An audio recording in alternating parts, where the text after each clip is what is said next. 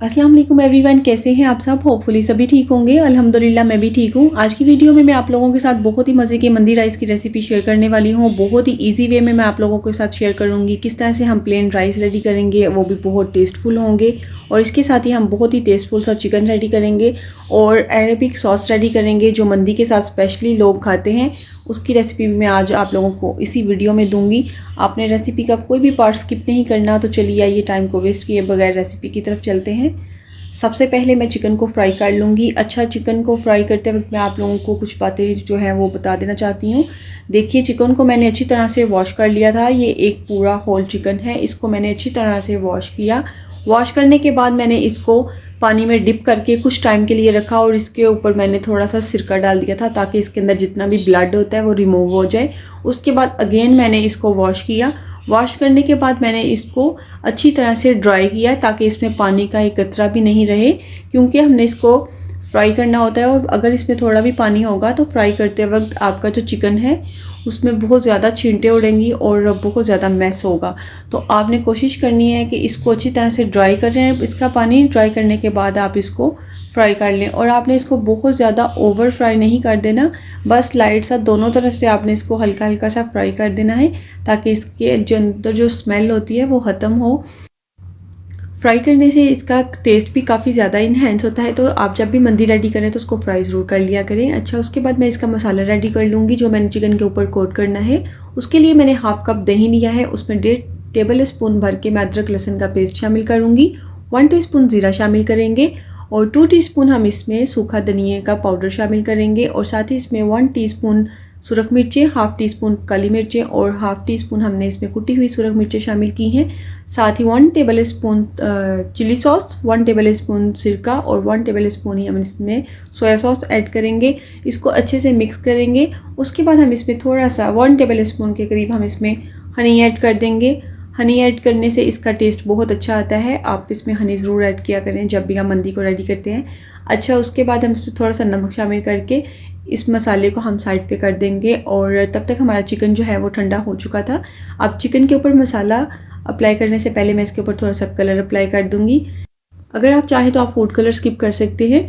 उसके बाद हमने जो मसाला रेडी किया था वो अच्छे से इसके ऊपर कोट कर देंगे। मैंने चिकन को अच्छे से डीप कट लगा लिए थे ताकि सारा मसाला इसके अंदर चले जाए।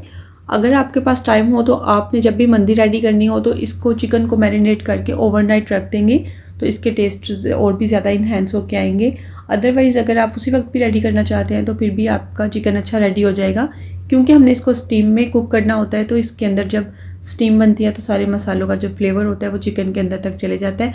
और ये जो पोटैटो है ये भी ऑप्शनल है, अगर आप चाहें तो आप इनको ऐड कर सकते हैं, अगर आप चाहें तो आप इसको स्किप कर दें।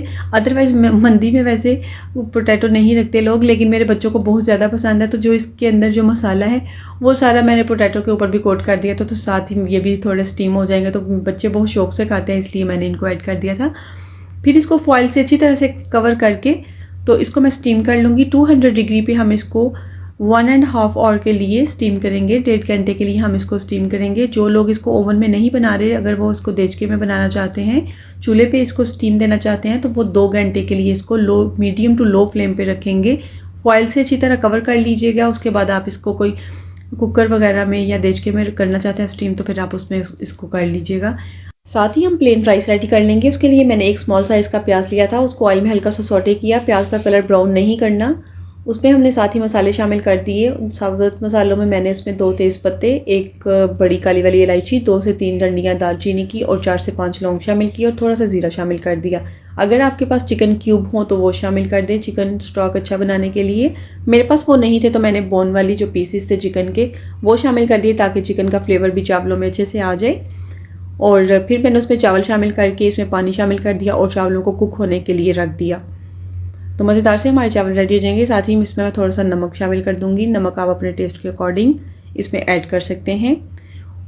मैं 1 kg राइस बना रही हूँ, इसमें मैंने 1.5 टेबल स्पून नमक शामिल किया है। तो बस अच्छे से इसको मिक्स करके कुक होने देंगे।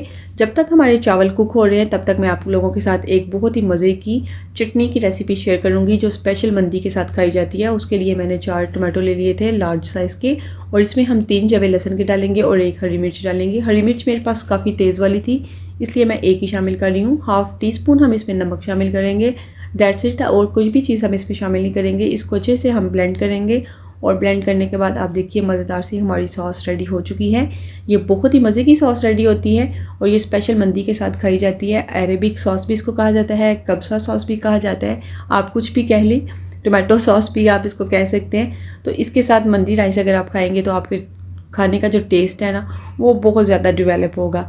तो देखिए चावल मेरे अच्छे से कुक हो चुके थे। उसके बाद मैंने इसके ऊपर फूड कलर ऐड कर दिए। फूड कलर भी 2 इसमें ऐड किए जाते हैं, एक रेड और एक साथ ऑरेंज वाला।